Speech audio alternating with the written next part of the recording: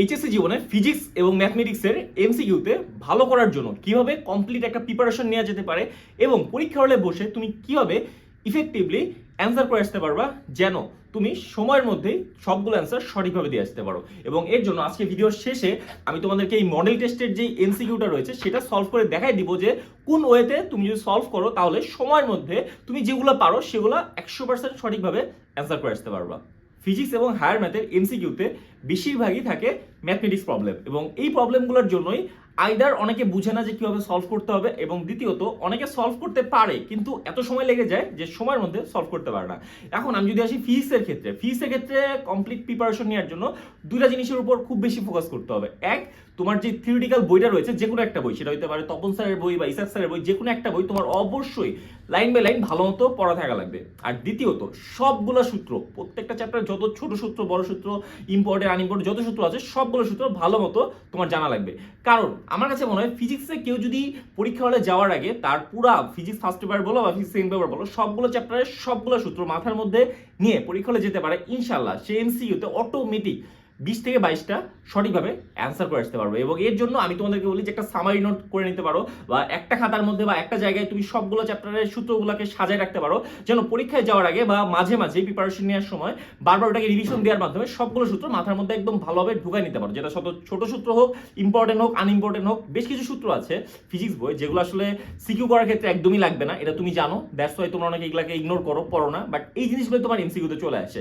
এবং এমসিকিউ ক্ষেত্রে হয় কি যে তোমাকে খুব বেশি পেঁচায় না, জাস্ট একটা সূত্র, তুমি যদি একটা সূত্র জানো ওই সূত্রে দেখবে যে 3টা ভেরিয়েবল আছে তার মধ্যে 2টার মান দেওয়া আছে, একটা চাইছে। সো জাস্ট তুমি যদি কোশ্চেনটাও ভালো মতো পড়ো আর ওই সূত্রটা যদি তোমার জানা থাকে ইনশাআল্লাহ তুমি ক্যালকুলেটর ইউজ করে সলভ করে ফেলতে পারবা। সো এই জন্য ফিজিক্সের ক্ষেত্রে অবশ্যই আমি যেটা বলি সেটা হচ্ছে এমসিকিউ ভালো করার জন্য অবশ্যই তোমার যে বইটা রয়েছে যে কোনো একটা বই, তপন স্যার বই পড়তে পারো, ইসাক স্যার, যে কোনো একজনের বই ভালো মতো লাইন বাই লাইন পড়া উচিত একবার করে হলেও জীবনে, খুব মনোযোগ দিয়ে।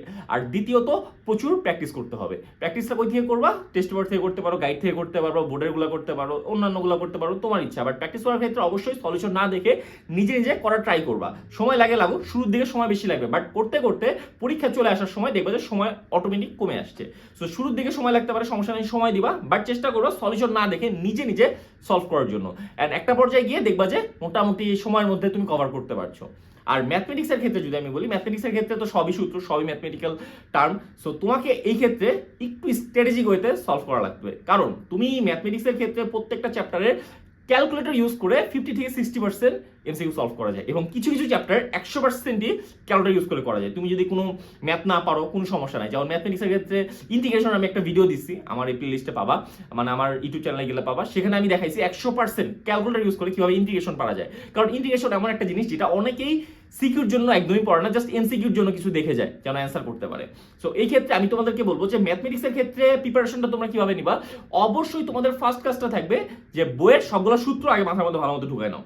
দেন তুমি চেষ্টা করো যে সূত্রগুলো তো জানো, ঠিক আছে, ওকে ফাইন, বাট যখন প্র্যাকটিস করতে যাবা প্র্যাকটিসে সবচেয়ে বেশি জোর দাও। কারণ এই প্র্যাকটিসের ক্ষেত্রে সূত্র লাগুক বা না লাগুক তুমি সবচেয়ে সময় চেষ্টা করবা যে তুমি ক্যালকুলেটর ইউজ করে করতে পারছো নাকি।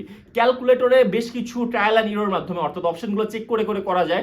এন্ড তোমরা যদি এই জিনিসগুলো না বুঝো, না জানো, বেশ কিছু ইউটিউবে ভালো ভালো ভিডিও আছে প্রত্যেকটা চ্যাপ্টারের উপর, স্পেশালি রাকিব ভাই এই জিনিসটা অনেক ভালো করেছে, সবগুলো চ্যাপ্টারের উপর মোটামুটি ক্যালকুলেটর হ্যাক্সের ভিডিও দিচ্ছে। তোমরা চেষ্টা করতে পারো যে প্রত্যেকটা চ্যাপ্টার এমসিকিউ প্র্যাকটিস করার আগে ওই রাকিব ভাইয়ের ভিডিওগুলো দেখে নিতে, যে কিভাবে ক্যালকুলেটর ইউজ করে বেশ কিছু ম্যাথ যেটা তুমি জানতাও না যেভাবে ক্যালকুলেটর ইউজ করে করা যায় সূত্র প্রয়োগ না করে, সেগুলো কিভাবে ক্যালকুলেটর ইউজ করে করছে।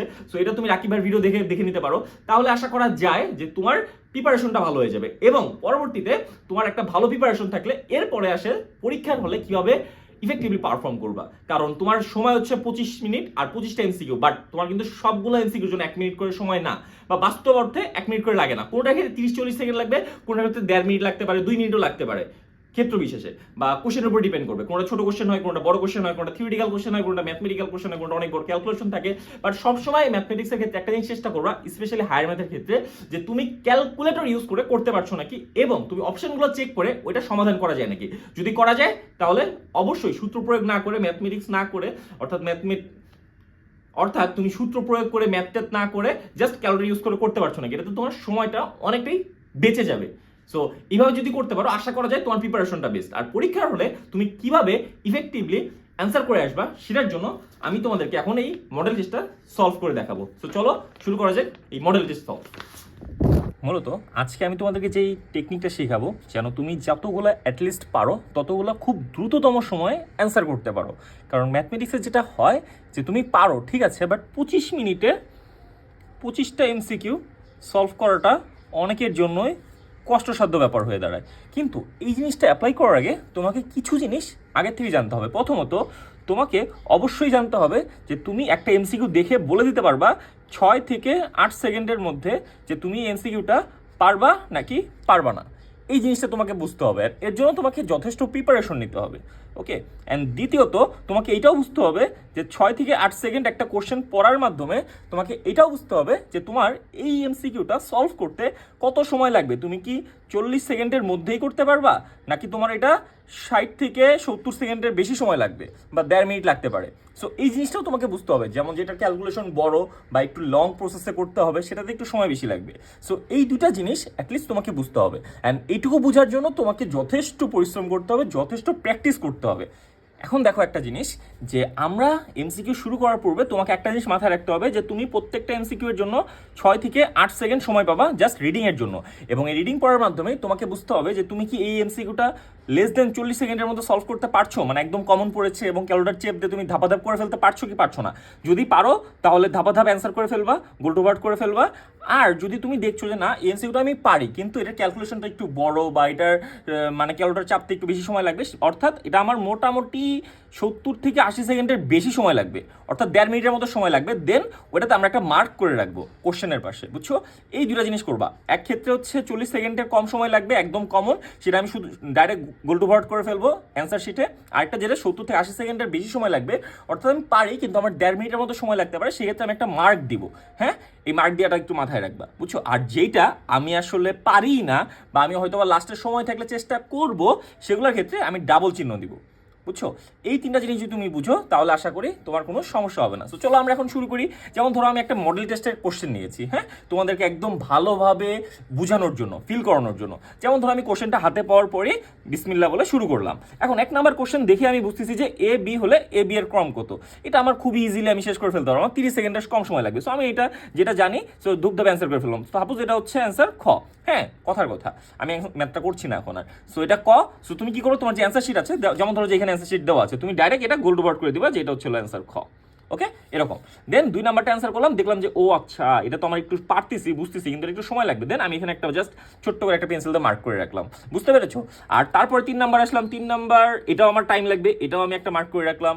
দেন 4 নাম্বার এটা আমি পেরে গেলাম, এটা হচ্ছে ঘ নাম্বার অ্যান্সার। দেন আমি এই 4 নাম্বারটা ডাইরেক্ট অ্যান্সার ঘ ফিল আপ করে দিলাম এখান থেকে অ্যান্সার শিটে।